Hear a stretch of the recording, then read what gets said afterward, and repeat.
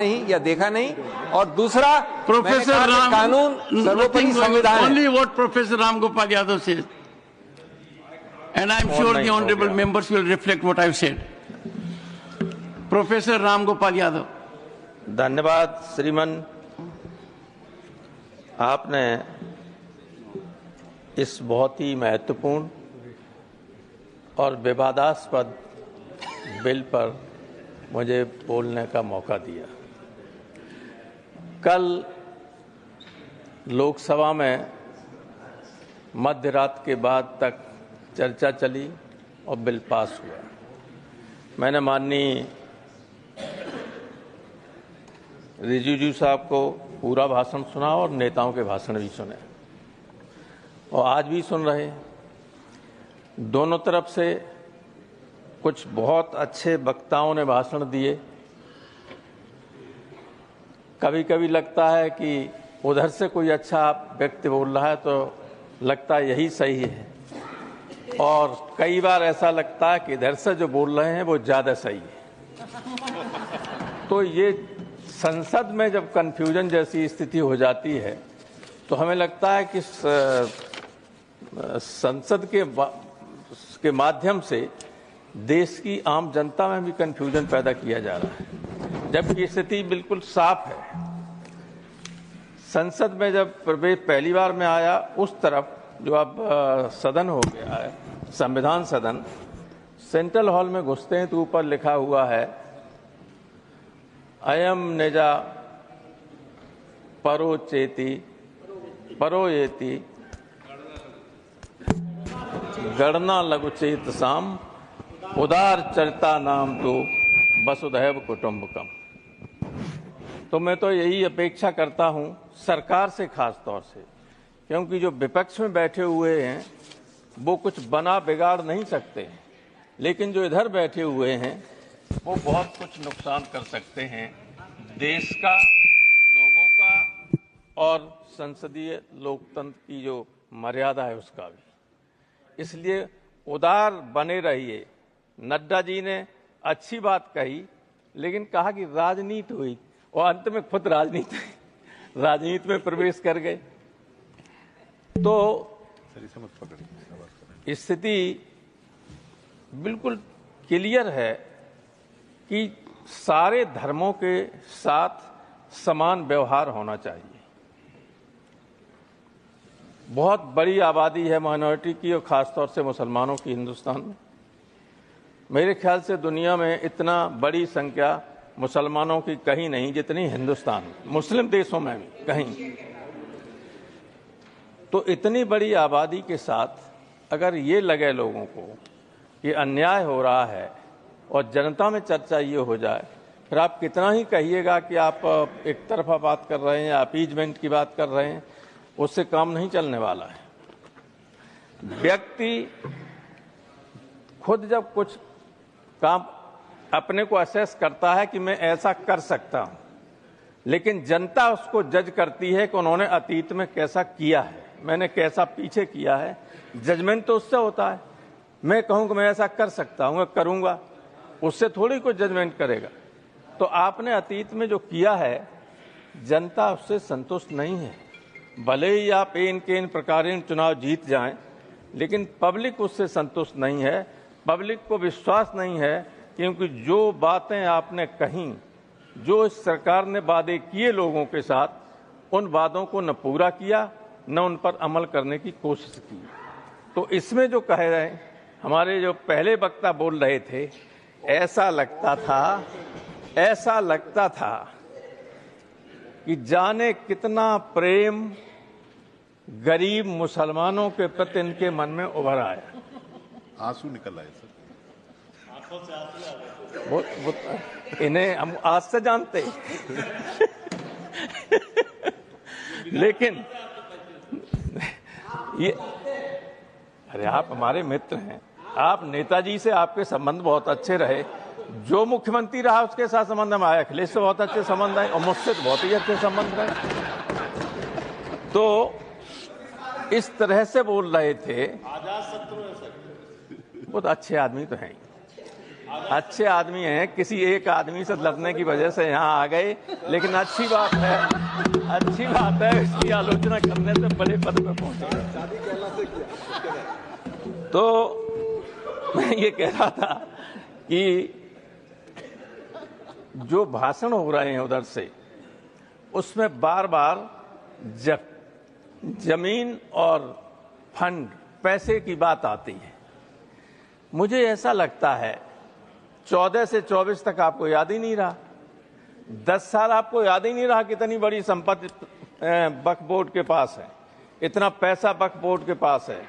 जब सारी संपत्ति देश की बेच ली तब फिर देखा गया कि कहां बची हुई है, तो आप वक्त पे आ गए। ऐसा मत कीजिए, ये देश सबसे मिलकर ही, सबके सहयोग से ही आगे बढ़ सकता है और बढ़ेगा। कितना ही गलत या अलग अलग रास्ते पर डाइवर्स उस पर हम चलें, लेकिन अंततोगत्वा कभी न कभी दिमाग में ये आता ही है कि हमें मिलकर काम करना होगा, तभी देश की तरक्की हो सकती है। लेकिन हमें बुरा न मानो, एक सेंटेंस में कह रहा हूं, मैं कई बार इतना ज़्यादा कटु सत्य कभी नहीं बोलता, और इसलिए नहीं बोलता हूं कि आगे की लाइन में और पीछे भी दोनों तरफ, खासतौर से उस तरफ जो लोग बैठे हुए हैं, उनका मैं बहुत लिहाज करता हूं, तो कहीं इनको बुरा न लगे इसलिए नहीं कहता हूं।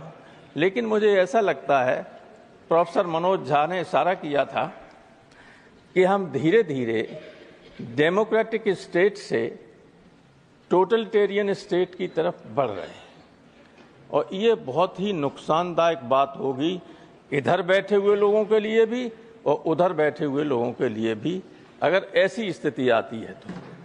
इसलिए ये स्थिति मत पैदा होने दीजिए।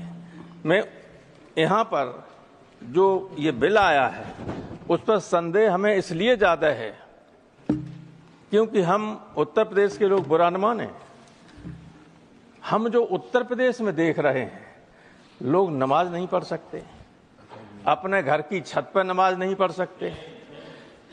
ईद के दिन, ईद, मैं तो आपकी तरफ देख के कहूंगा, नहीं पर मैं थोड़ा बोर्ड की तरफ भी देख लें। अरे 3-3 मिनट वालों को आपने 20-20 मिनट दे दिया, तो हमें भी 1 आध मिनट ज्यादा दे दीजिए। वैसे मैं आपके हर आदेश का पालन करूं, मैं अभी बैठ जाऊंगा। नहीं, आप इतने वरिष्ठ हैं। आपने टेलीविजन पर देखा होगा नड्डा साहब कि संबल मेरी पार्लियामेंट्री कॉन्स्टिट्यूंसी रही है, लोकसभा का मैं सदस्य वहां से रहा हूं।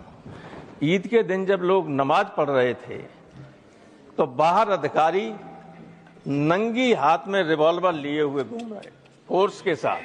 जहां शांति की बात होती है, जब ये माहौल प्रदेश में कहीं हो जाए तो आप किसी अच्छे मन से भी अगर कोई बिल लाएंगे जिसमें इन्वॉल्व माइनॉरिटी होगी, उनको भरोसा हो ही नहीं सकता आप पर। इसलिए पहले तो उत्तर प्रदेश की सरकार को संभालिए कि माइनॉरिटी के साथ व्यवहार ठीक करे, और उसके बाद इस तरह के बिल लाएं तो इसमें भी संशोधन।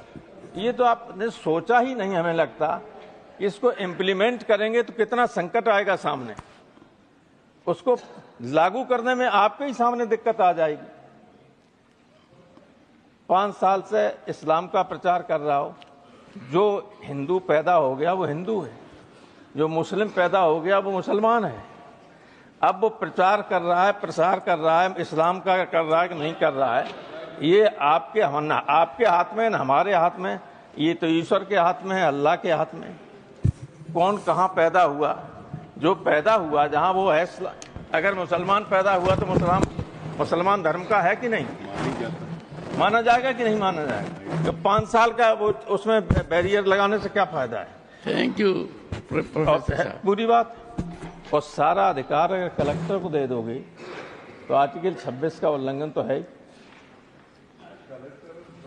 फंडामेंटल राइट्स भारतीय संविधान के 3रे अनुच्छेद 3रे भाग में है, वो शुरू होता है, उसमें आर्टिकल 13 में साफ लिखा हुआ है कि इस भाग के अंतर्गत जितने भी अधिकार दिए गए हैं उनको सीमित करने वाला, छीनने वाला कोई भी कानून बनाया जाता है तो वो कानून रद्द होगा।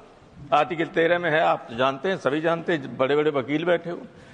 तो आर्टिकल 13 और आर्टिकल 26 में है कि आप कोई भी माइनॉरिटी अपना रिलीजियस मैनेजमेंट और सारी व्यवस्था खुद कर सकते। दोनों को एक साथ पढ़ें तो आप स्वयं इस निष्कर्ष पर आ जाएंगे कि सब इलीगल है, असंवैधानिक है।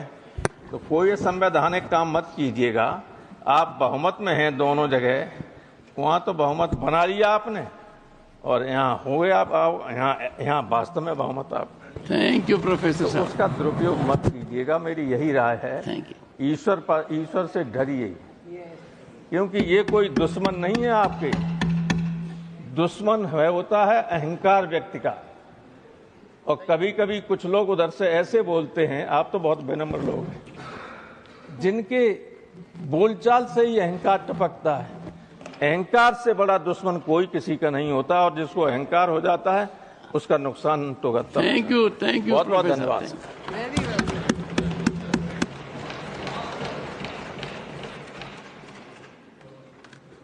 प्रोफेसर साहब, आपने एक बड़ी आपत्तिजनक बात कही। अब आप भी सोच रहे होंगे कौन सी आपत्तिजनक बात कही।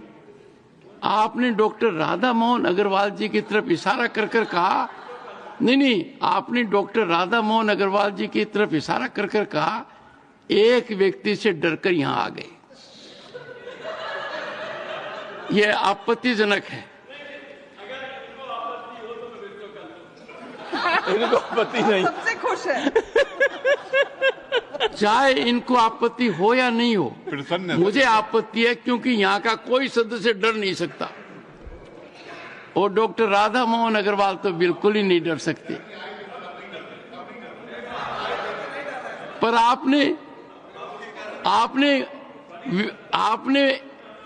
आपने उस व्यक्तित्व का महामंडन किया है। यह आपकी साजिश है, सोच समझकर किया है। और एक बात शुरुआत की आपने कि आपके प्रांत में ऐसी ताकत है कि लोग यहां आते हैं, यही कहा ना आपने।